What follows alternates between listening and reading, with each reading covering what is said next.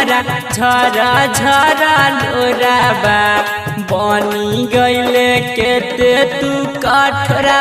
गे जान जान गे जान अखिया से गिरई हमारा झरा झरा लोराबा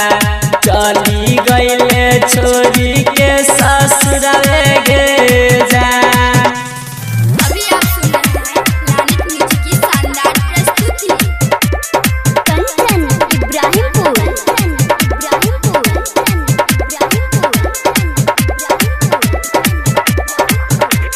जान गे जान इंदियो नहीं आवे हमारा चैन नहीं आवे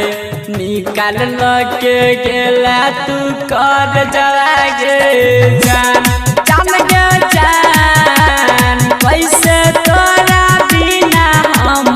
सुना ना गे जीवो मारी देले सीना पछुरा गे जान।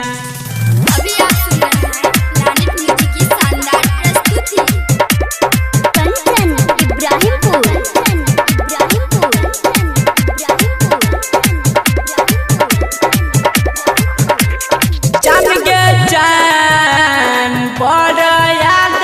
एतै तोहर सुना ना गे रानिया